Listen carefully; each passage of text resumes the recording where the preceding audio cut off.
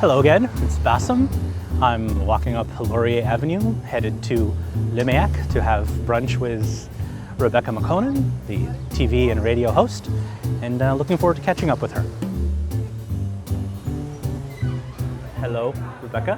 Hello! Thanks for joining us. Nice to see you again. It's been a while. Now, a lot of people don't know this. I know this. You used to be, very briefly, a Gazette reporter. Was I a Gazette reporter or was I an intern? I think I was an intern reporter. I was a paid intern. You were a paid intern, but our interns are reporters. We just throw them out there. How do you remember that? I remember it as a very challenging summer and also very definitive summer because it helped me realize that I was not cut out to be a reporter. I was just I don't know if I was immature or if I was denying my true dream, which was to be a rock journalist. And you have to say it like this, not a VJ, a rock journalist. Yeah, that's what I really wanted. But I was so excited to have been chosen and I wanted to try it out. Because I also enjoyed writing a lot in English. I was good at writing features, but like day-to-day newsy items, like go to Burke's, they've just had a robbery, okay, and then coming back and then trying to type with the assignment editor who honestly looked like an eagle of death. Just, that's the feeling I had, like, I'm almost done. Oh my God, I hate this so much. Les aimais, c'est champignons ou Madagascar? Champignons pour moi. Champignons deux fois. You were at Music Plus during its heyday. Right. People remember you as a VJ, but more specifically, I was more of a reporter. I wasn't a VJ. And there was a definite distinction. Absolutely, because when you're a VJ, not all you do, but at the time, it was, way before YouTube. It was really cool to be on air live and to introduce videos. And you have to remember, in 1999, when I was there, end of 1999, when we used to get like a new Britney Spears video, it was a big thing. We would gather around the television and watch it and be like, whoa, she's wearing red leather. This is gonna air every day, all day, 6 times a day, But I was more of a reporter and I'm kind of a type A personality. And I'm also kind of, despite the fact that I've studied at Concordia, that I studied at Brébeuf, and that I did well, I kind of have a little bit of an imposter. We all do, I think. Yeah, I think we all do. But I was like, no, I'm going to show you how smart I am. I'm going to ask the best questions. I'm going to ask the question that you've never heard in your career. It's kind of hard to do when you're interviewing John Bon Jovi and he's pretty much heard them all. But that was really my goal when I was there. I was really lucky actually because I knew very early on what I wanted to do. Maybe that's incredibly pretentious, but it also, I don't like to waste time. And I was like, no, I don't have time to go backpacking through Europe because I know that I want to go to Brébeuf and then I want to go to the Gazette and then I want to go to Music Plus and then I want to go to Radio-Canada. That was like my career plan and that's exactly what I did. And I'm not saying that I'm better than somebody who went backpacking in Europe because I still haven't been to Mexico. I think you're better. No. I know a lot of these people who go backpacking. No, I missed out on find themselves. No, I missed out on some important things, I'm sure. But to me, like when I was 10, I was watching the news with my mom and I was like, I think I'm going to co-host the 6 o'clock news with Bernard Derome when I grow up. That was like my thing. Obviously, Bernard Derome doesn't need a co-host, never needed a co-host, but to me I was like, that's totally doable. It's funny, you've done print for a little while. Yeah. You did TV for a long while, exclusively TV? Yep. And then radio showed up. And what is your favorite among those things? What is the differences? How do you see it? I still love TV the most. To me, it's still the best way to tell a story. And it's not about seeing my face on television and I love putting on makeup and all that stuff. I still love like the electricity, something happens on TV. In a way, you've kind of become a celebrity in Montreal and Quebec as well. Like you're invited. Who are you talking about? But you're invited now as guests on shows. That's true. When I started out, I was like, I'm a reporter. I'm a serious journalist. Okay, serious. I'm a serious rock journalist. But then I still find that there's them and then there's me. There's the real stars who do this all the time. They go from one TV reality show to another talk show whereas I'm still the person that that gets to ask questions at the end of the day. I'm way more comfortable asking questions than answering them. Oui! La soupe c'est pour monsieur, et la salade c'est pour moi. Merci. It's super weird because here's the thing. Some people do want to be celebrities and some people grow up and they want to be reporters. And then times change and then you're doing your job as a reporter, but then Twitter comes around, Instagram comes around, Facebook comes around, and you're kind of asked to share content on, you know exactly what I'm talking about, to share content on social media, but you can't just be like a walking billboard and be like, listen to this show, or here's my chronique, or here's my review of this thing.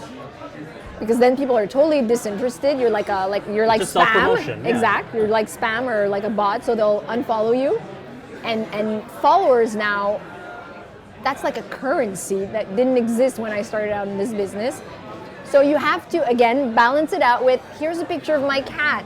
It's Sunday morning. Look at my, great cup of coffee. And I feel weird. I do it like this. I'll take a selfie and I'm not sure. I feel awkward. I'll put it out.